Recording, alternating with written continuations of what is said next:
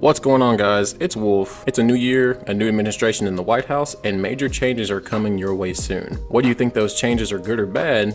I found it largely depends on what side of the political aisle you lean on. I'm hearing rumors of a new double and triple mask mandate, mandatory vaccines, and this just in, Black Lives Matter has been nominated for a Nobel Peace Prize.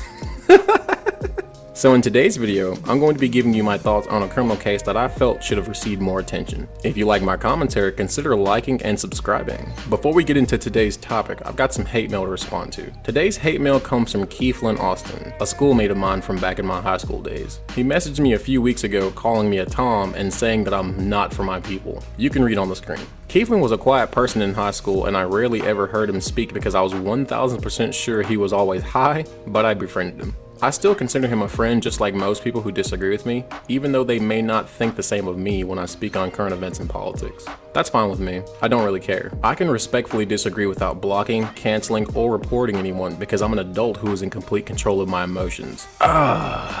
Keithlin.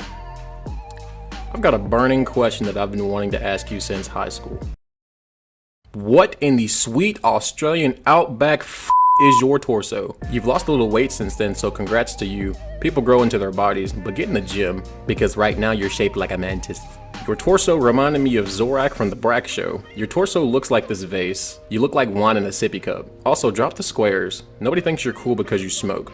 I promise you, nobody cares. You don't get an award for being high all the time. Makes you look like a douche. You're not cool because you smoke. You look high as a kite in all your pictures. Also, what are your legs, bro? They look like they could feed an entire family of 5. You support Black Lives Matter, which I can only suggest that you look at what your organization has done and how they're nothing more than a political tool. Pawns in a game of chess. Pawns in a game of chess for the left's use. Also, I don't take too kindly to threats, as you've threatened to give me the hands. I don't engage in violence unless I'm defending myself, my loved ones, or my property. I use my words, not my fists. So I don't think you're pulling up on me anytime soon. You called me a Tom and said I'm not for my people. I want nothing but the best for, quote, my people. But I'll tell anyone this straight up. Mark my words.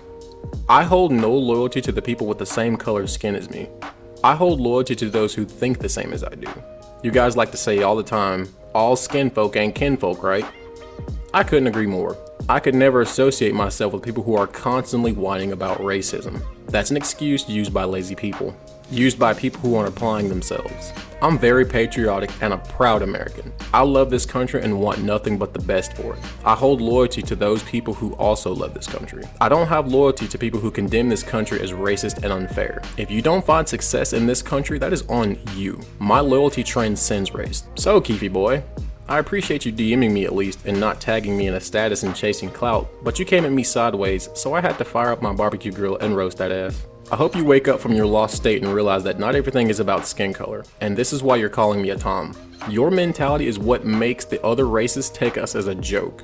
In the words of the great Michael Jordan, stop it. Get some help. On to today's topic. A South Carolina couple was taken into custody and charged with the homicide of their adopted 3-year-old daughter. Let's take a look.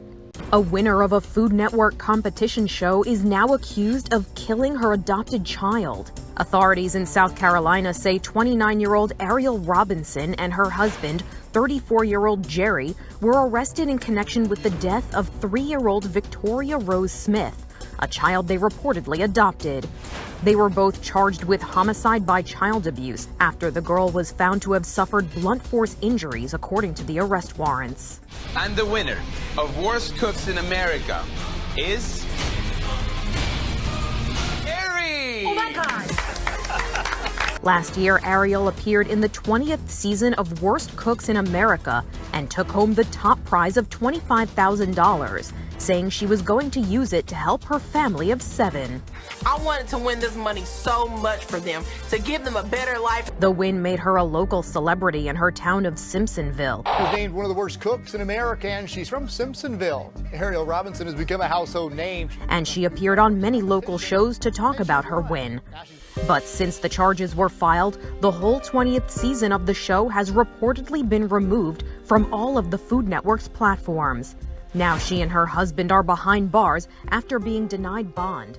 waiting to face. Now, there's no racial motive that we know of, as the investigation is still ongoing, but with the current political climate, I felt the need to comment on this. Many of the people who voted in the current administration did so in hopes that racial justice would be at the top of their priority list. They were sadly mistaken. It seems the focus is currently undoing everything that the former president did. I won't get into the details there. I want to focus primarily on this case. What I would like to see is the current administration address things like this, because the woke crowd only addresses cases like these when it fits the narrative of America hates minorities, which I think couldn't be further from the truth. If the races were reversed, and this was a few weeks ago, this would be the headline of the CNN news report and be the topic for weeks, and former President Trump would be blamed.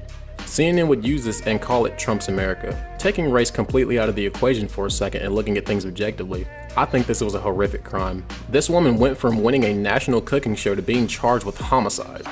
What a turnaround. Now, like I said before, this is a developing story still, so I don't want to call this a hate crime because there's no racial motive that we know of.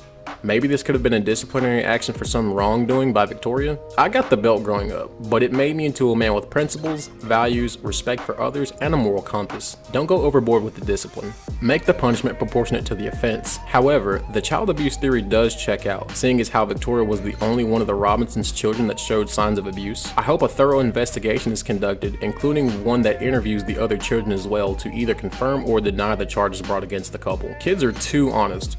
They will say exactly what they see, and I think they'd either inadvertently incriminate their parents through an interview or help their defense. The fact remains though that Victoria died of blunt force injuries, as confirmed by the coroner's report.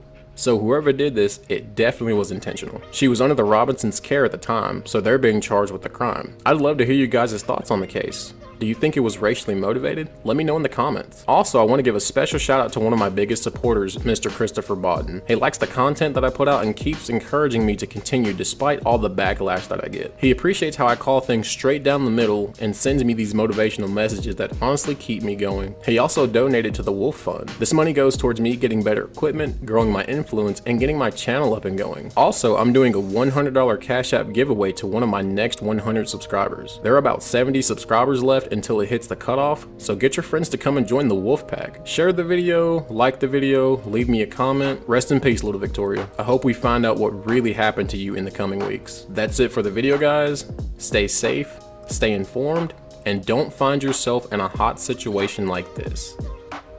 Wolf out.